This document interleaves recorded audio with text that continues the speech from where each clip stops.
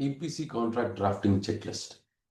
So this is a minimalistic checklist that every construction contract must have, or even if you are going for a subcontract, you can have a small checklist that whether you have covered all these basic classes. You might have all the sophisticated and complicated classes in addition to this, depending on the complexity of the project. The first one is parties. Are the parties clearly identified, and are the signatories authorized to commit to the agreement? We have come across many legal issues where the first challenge will be on the authorized signatory on the agreement. So be very careful in signing the agreement that the person signing the agreement must hold the authority, especially in terms of JV. You have to see whether the power of attorney was there.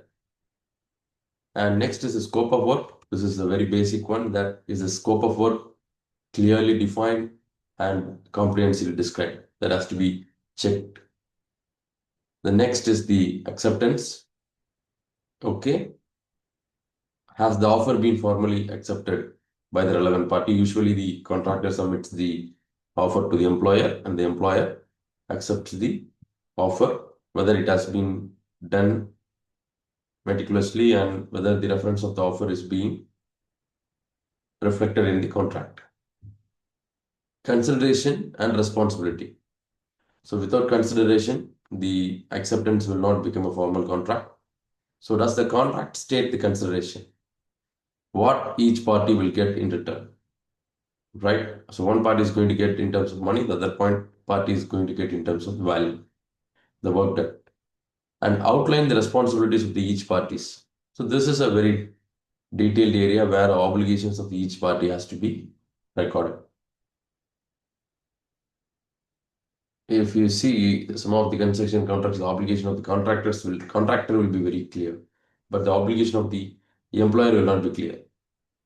So the employers also have obligations, and that has to be clearly captured because in most cases the contract is being drafted by the employers. Writing the obligations of the employers are more safe for the employer because you are forecasting all the risks and transferring the obligations in a proper manner so that you don't get into trouble in later period. Next is the delivery. Does the contract specify the delivery timelines, including dates and milestones? It might look very funny for you that how a contract might not have a delivery date.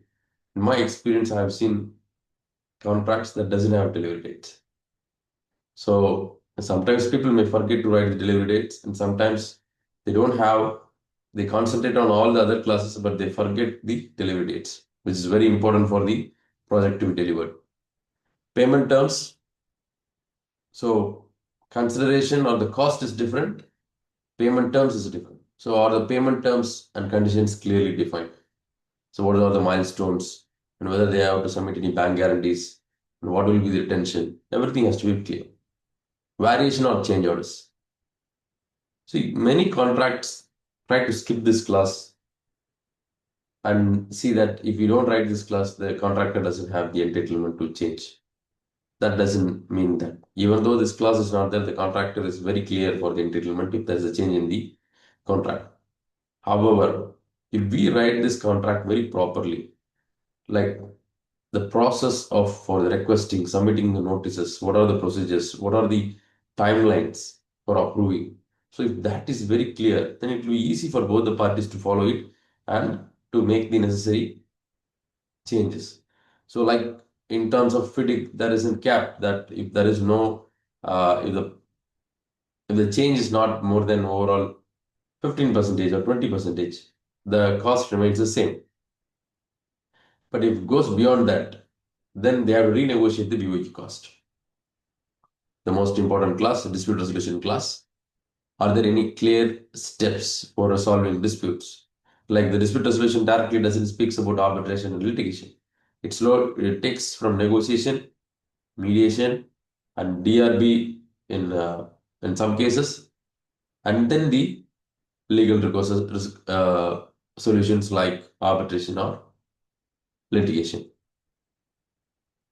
Force majeure clause, this is a must clause. Does the contract address what happens in the event of unforeseeable circumstance, especially that or like war, riots, pandemics, etc. Expiry dates. Does this contract have any expiry date? There might be framework contracts, which the parties are working under a framework, and that might have an expiry date, or that might have an expiry date for the prices that has been mutually agreed. Usually, the expiry date is more into the terms and conditions and the price.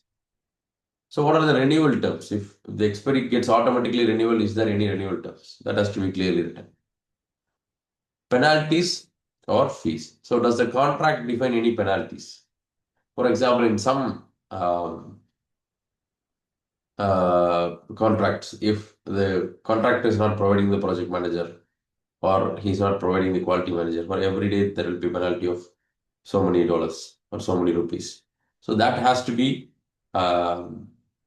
very clearly mentioned. But do not confuse the liquidated damages with penalties. Liquidated damages are completely different. They are not penalties. They are pre-calculated damages that the employer might face in case of the delays. Usually they are connected with delays. So liquidated damages are not actual damages.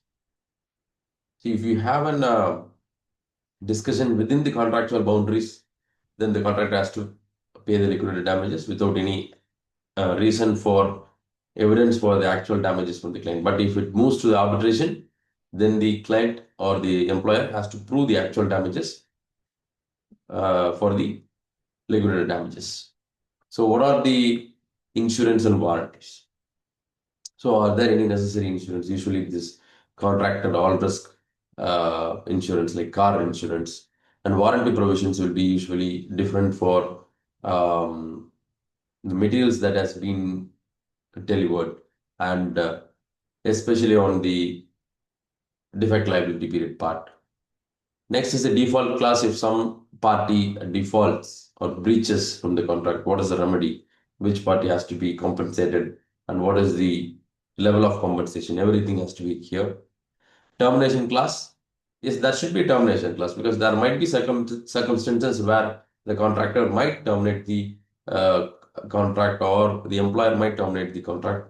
The employer's grounds are little larger than the contractor's ground.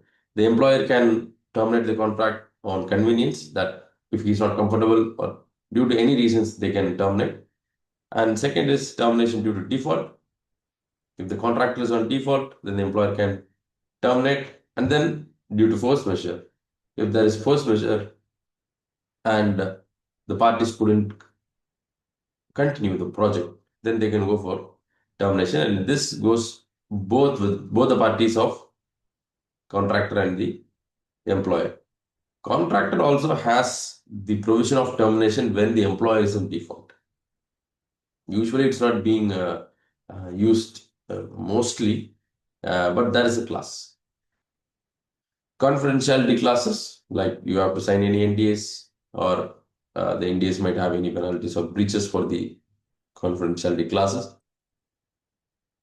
Arbitration clause, does the contract include clear arbitration procedures? Like it has the number of arbitrators, is it has the institute, or it is an ad hoc arbitration, or what is the jurisdiction that covers this arbitration proceedings, and what is the seat of arbitration.